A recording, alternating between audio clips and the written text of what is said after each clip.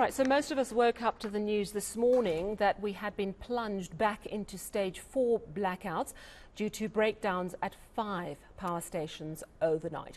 Stage 4 is going to last until midnight, then it's stage 2 until 5 o'clock tomorrow morning, then at 4 o'clock tomorrow afternoon, stage 3 will kick in. You can see that Eskom is trying to make sure there are no power cuts during the productive hours of the day.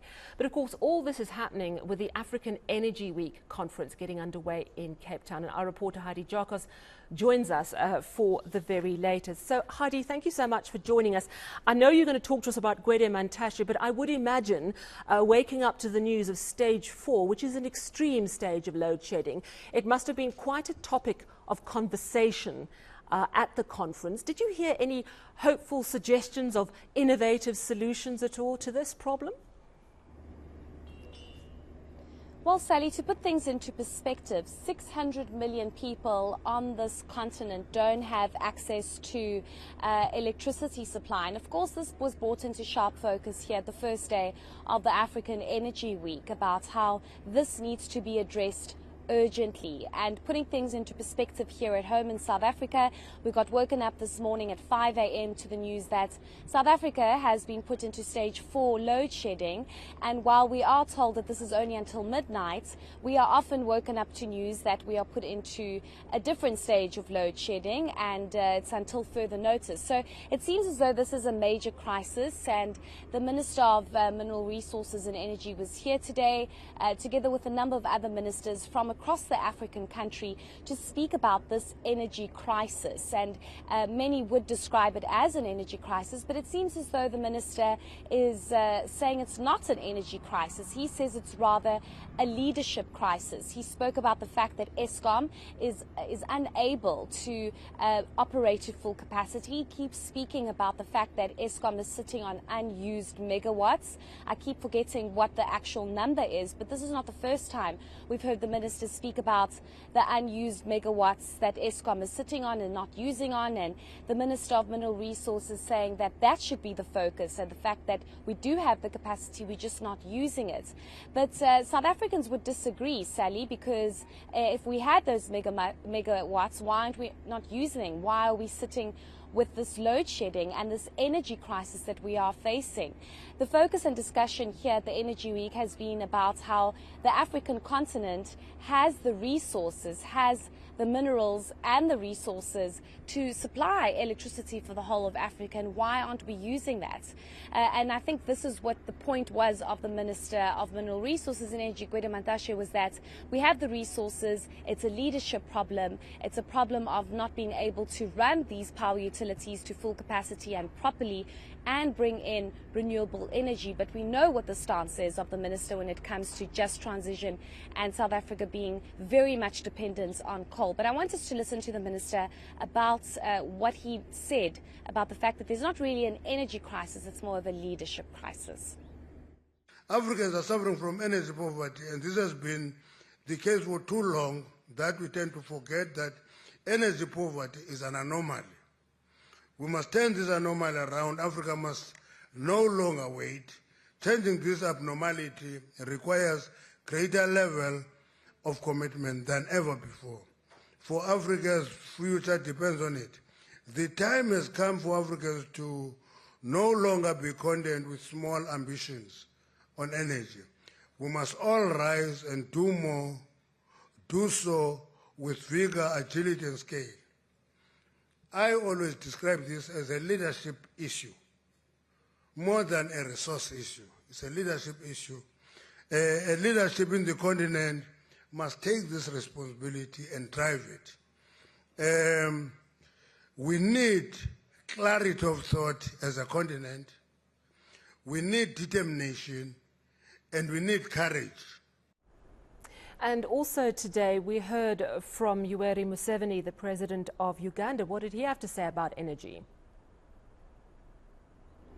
Yes, Sally, I just quickly want to add the fact that the minister was asked, Minister Gwede Mantashe was asked during a media briefing about the fact that he keeps saying that 87% of South Africa now has power supply. But what's the point of having 87% of South Africa with power supply when it's not sustainable and it's not constant power supply because of the load shedding crisis? And he said we must acknowledge the fact that strides have been made and that they are trying to deal with the issue of load shedding. I think South Africans would beg to differ because it seems as though this has been the worst year. September and moving into October have been probably the worst 2 months of load shedding that this country has ever experienced. But moving over to what the President of Uganda mentioned and what he had to say, he wasn't present here, but he did speak via video, and he was quite powerful, and I think he really captivated the audience here, the ministers and all the delegates attending. He spoke about the fact that clearly there's a crisis and clearly there's a problem on the African continent, and we should stop looking at, for example, Europe or other countries and continents about how they are functioning when it comes to energy and electricity, and we should look at what we have on the African continent and the natural resources that we have, and we should possibly go back to the old ways of sourcing energy. For example, the wind. He says everybody has sun on their roofs. Why aren't we using this and capitalizing on this? And he says greed is a massive problem, and that's probably what's setting us back on this continent. But let's listen to what the President of Uganda had to say. We shall go back to our indigenous energy, solar energy, which is our ancient source of energy, the wind, the hydro, which was a new knowledge to us, the geothermal, but also the hydrocarbons. If they are used correctly,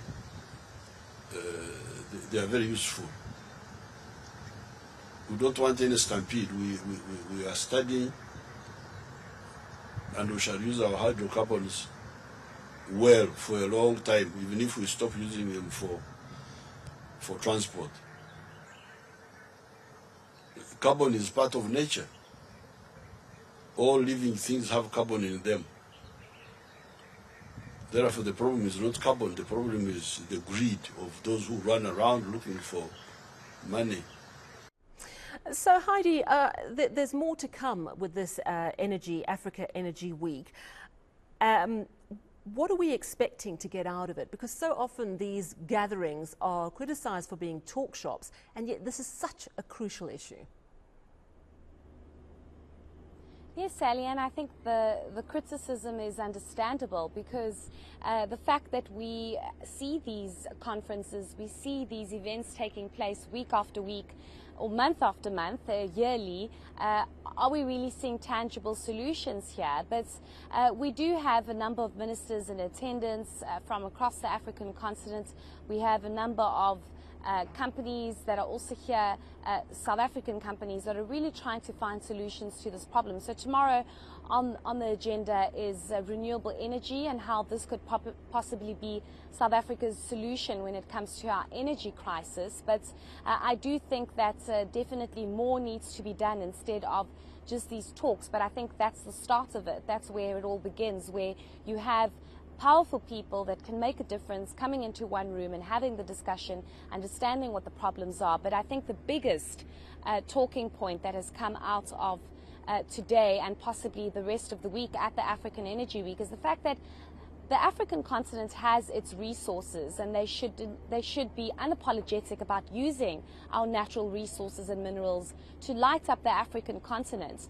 There was a gentleman that was sitting here earlier on when I was speaking to Bradan, and he said to me that Europe needs to decarbonize so that Africa can industrialize. And he says that the African continent is always blamed about contributing to the climate crisis that we have, but he says that's not our problem. It's what Europe and the rest of the country and the rest of the world has done in terms of when it comes to energy. And he says Africans should be left alone so that they can use these resources to sort out their energy crisis. 600 million people don't have access to electricity on this continent. I mean, let's just put that into perspective. So hopefully there'll be some kind of results and not just talk, because that's often what we see.